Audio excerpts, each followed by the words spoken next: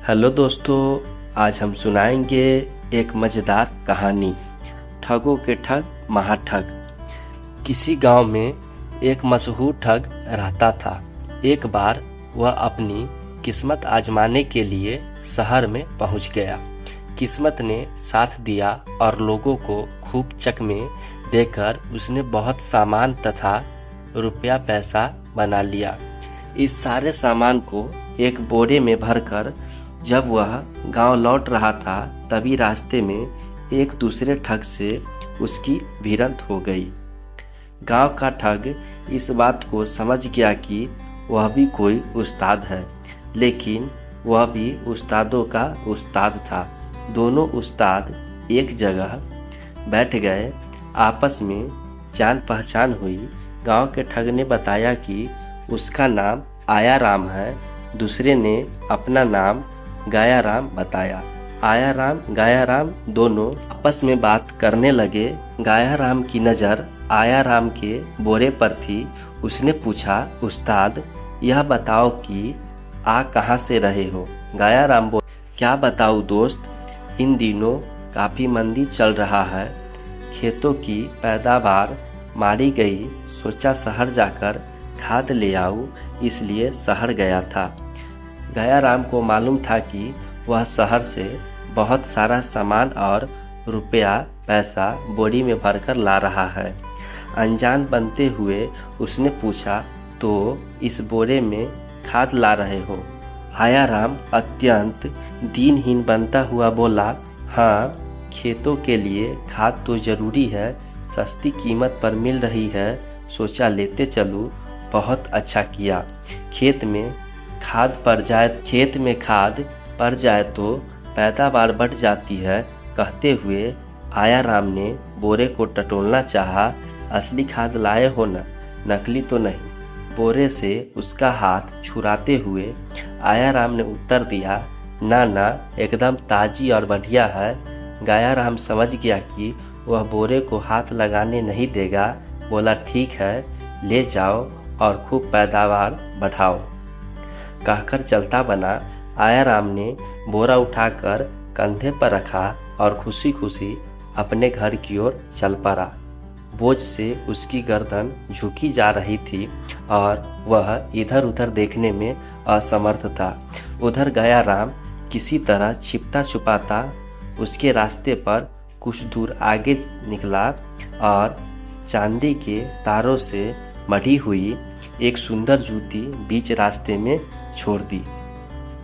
आया राम जब उस जगह पहुंचा तो उसने सुंदर जूती को रास्ते में पड़ी पाया। उसके मन में आया कि जूती को उठा ले, किंतु अकेली एक जूती किस काम की, यह सोचकर वह जूती को वहीं छोड़ आगे बढ़ गया। कुछ दूर चलने पर उसे दूसरी जूती दिखाई दी। वह बहुत खुश हुआ।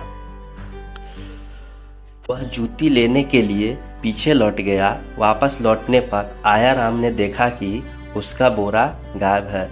उसे समझते देर न लगी कि बरखुरदार ने उस्तादी दिखाने में कोई कसर नहीं छोड़ी।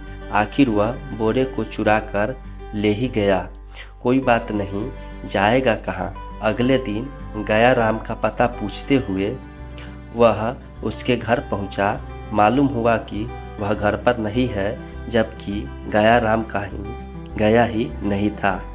उसने बोरे को ले जाकर घर के पीछे मिट्टी के अंदर गाड़ दिया और घर के पास एक सूखे कुएं में जा छिपा। वह जानता था कि आया राम अपना बोरा लेने जरूर आ जाएगा और यदि उसे मालूम हुआ कि मैं घर पर हूँ तो बिना कमाल दिखाए हिलेगा नहीं।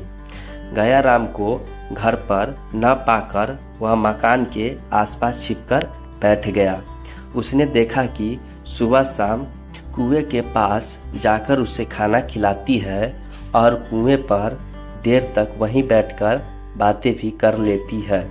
एक शाम को आया राम उसकी घरवाली से पहले कुएं पर जा पहुंचा और रस्सी में सूखी रोटियां बांधकर कुएं में लटका दी। खाना आया देख गया राम ने रोटियां ले ली, बिना सब्जी के सूखी रोटियां देखकर बोला, अरे भाग्यवान, रोज ही बढ़िया खाना बनाकर देती है, आज क्या हो गया, सिर्फ रोटियां है। आज तो उन पर मक्खन भी नहीं लगाया। आया राम पतली आवाज बनाकर बोला, मक्खन कहाँ से लगाऊं, कल से घर में खाने को कुछ नहीं है, दाल सब्जियां मक्खन सभी कुछ खत्म हो गया है, आज तो आटा भी उधार लाई हूँ। तो गया राम बोला, अच्छा ये बात है, तो सुन, घर के पीछे मैंने एक बोरा दबा रखा है, उसमें कई तरह का सामान है, रुपया पैसा भी उसी में पड़ा है, उसे खोद कर निकाल ले, सब चीज़ों को संभाल कर रख लेना, देखना जरा होशियारी से किसी को मालूम न हो। पता लगाते ही आया राम चुपके से मकान के पीछे पहुंचा और अपना बोरा निकाल कर चलता बना। अंधेरा होने के बाद बढ़िया खाना लेकर घर वाली जब कुएं पर पहुंची तो गया राम बोला, सचमुच तूने कमाल कर दिया, इतनी जल्दी बोरी को निकालकर सामान भी ले आई हो। लेकिन ऐसी भी क्या बात थी, एक दिन आदमी रूखा सूखा भी खा लेता है। घरवाली बोली, क्या कहते हो? गया राम बोला, ठीक तो कह रहा हूँ, अभी कुछ देर पहले तू सूखी रोटी देकर गई है, अब बढ़िया खाने की क्या ज़रूरत थी? तो घरवाली बोली, मैंने तुम्हें रोटियां नहीं दी, खाना तो अब बना है, वही लेकर आई हूँ। यह सुनकर गया राम चौंक उठा, सोचा कहीं उस्ताद नहले पर दहला तो नहीं लगा गया। वह फौरन कुएं से बाहर निकल आया। घर के पीछे जाकर देखा, मैदान साफ था। आया राम बोरा लेकर गया राम बन चुका था। तो धन्यवाद दोस्तों।